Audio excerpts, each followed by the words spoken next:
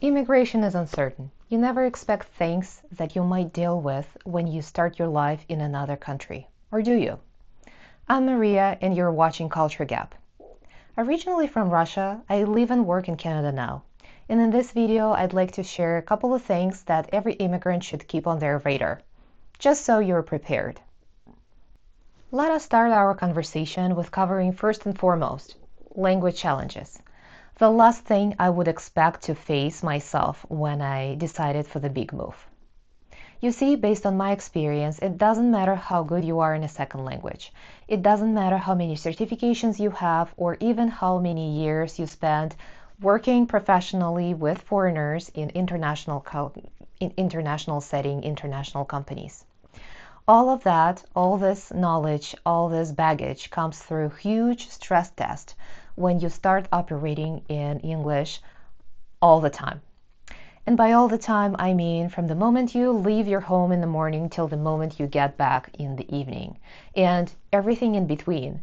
At the gas stations, while you're calling your bank to settle down some issues, making sure you stay on top of your financial matters. Of course, working, let's say you do corporate, that roughly 7.5, 8 hours daily of working and chatting and emailing and being in the middle of conversations. Especially, let's say in my case, I work in marketing communications. That's extremely language loaded industry, so you're operating on high speed all the time. So all that is hard, and it's hard for one simple reason. If you used to speak language and deal with language and work with foreigners, but you still found yourself in your home environment, that's one thing. It's completely different story when you are entering workforce, Canadian workforce, for instance, and you're actually living in Canada as well, and all your other aspects of life needs to be dealt with language. Is hard a good enough word? I don't know. At least I know for sure that's subjective. So what if we go specifics and cover two major aspects of language challenges? So the first aspect is physical. That comes with headaches, extreme fatigue, and no power left for anything else. This period of time roughly lasts about 3 to 4 months. Especially that was my timeline I faced when I started working full-time in marketing communications here in Canada. So during that period of time, you find yourself absolutely miserable. You understand that your brain is being overcooked every single day. So, and you have no power to do anything else. So if you are planning for the big move, if you are thinking about it, make sure you don't plan anything specific and anything major on top of, like finding a job and adjusting to the new pace of life. Because I honestly underestimated my physical ability of digesting and processing so much information, at least for the first little while.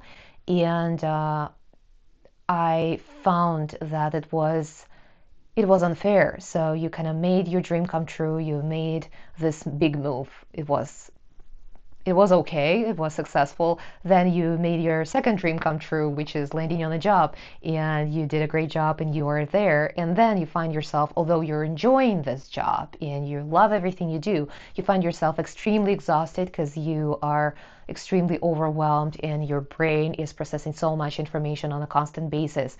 There is a bright light at the end of this tunnel. As time goes by, with the more practice you have with more days in Canadian workforce in more situations, your brain gets adjusted. And the key thing is to be kind to yourself for the first couple of months and give yourself love and space and rest your body deserves. The other aspect is psychological. And this psychological aspect goes hand in hand with identity shake. You see, language and our ability to express ourselves through language is something that we take for granted when we live in our home environment. And it's something that we find ourselves extremely deficient in when we need to operate in a second language 100%. What I mean by that is that let's say there is a meeting, let's say there is a conversation with foreigners, and you do have this brilliant idea, but you lack instruments, expressions, and tools to actually translate this idea, to make this idea come across in English the same way, in the same capacity it was created initially in your brain. So over and over again, with every single phrase like that, those phrases come slightly different than they were, initially planned to be. And this drains your identity because you realize that you don't have the speed of thought to the extent to jump into right into conversation. You're deficient in your verbiage, in your choice of words. You might even find yourself in a situation when the concept that you'd like to refer to simply doesn't exist in the language you're operating in right now. So all of that drains your confidence a little bit. Not to mention, it'll require time and actually I should say constant learning to get to know jokes, pop culture references, abbreviations, geographical terms, historic, references to people, places, locations, quotes, and other beautiful things. So all of that, not to mention, asking for visual help. And spelling is not something that everyone enjoys, honestly, and me including. So asking for visual references or sending this name, that name, this concept, or repeating things is actually something that drains your identity, drains your energy, and puts you in a place that you are you find yourself needy. You need more attention, you need more time to think, you need more explanation, you need a visual aid. And those are things that you have never experienced before in your home environment. And this is where this confidence shake and identity shake comes into place.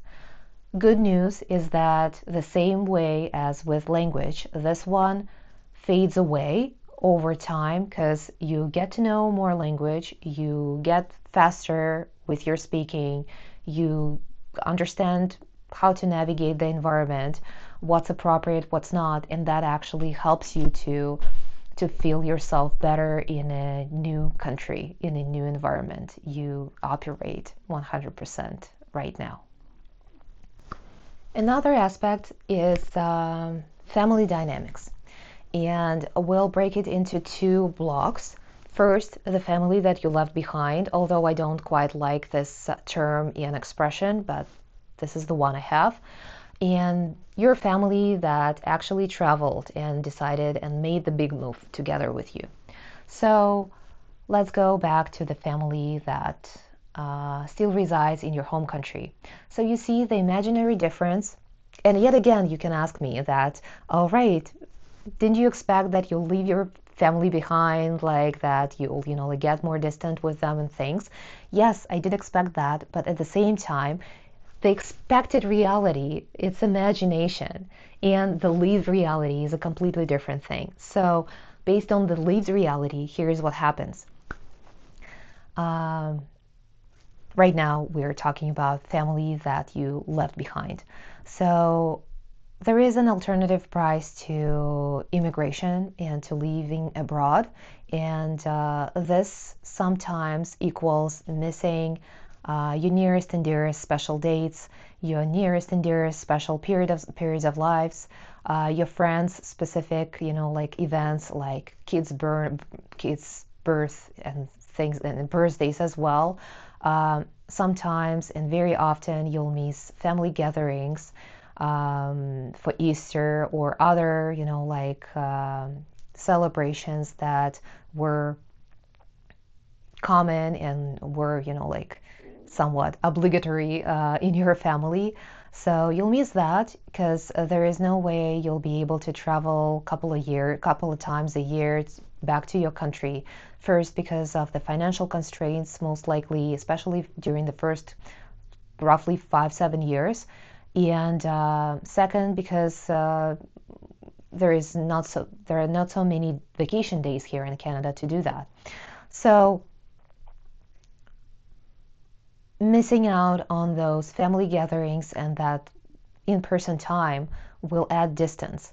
Not to mention, you are operating and navigating a completely different environment right now, and you do acquire experience that your parents and relatives don't have. So there is less topics for connection and less topics for conversation.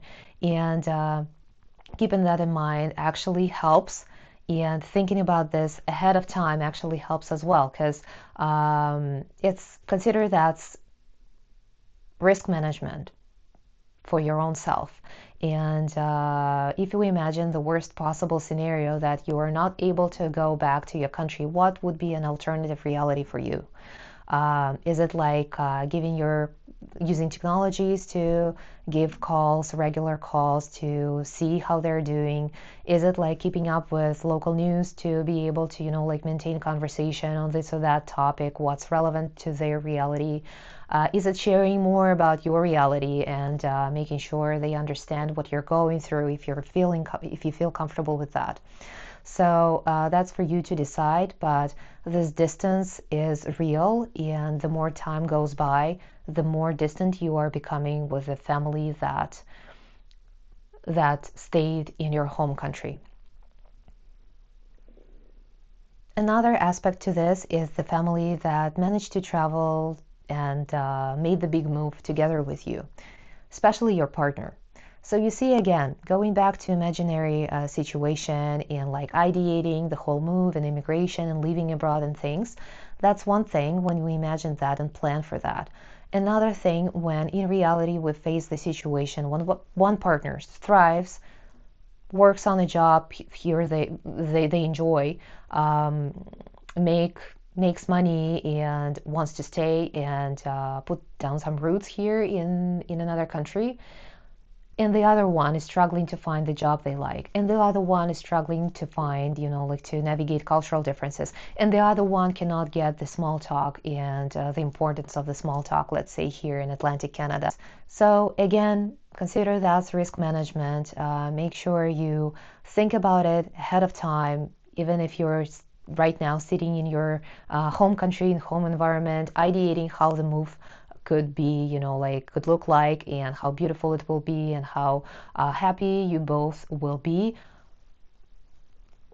It's probably something possible, and I know lots of families who thrive together and enjoy every single moment of their decision in their life here abroad.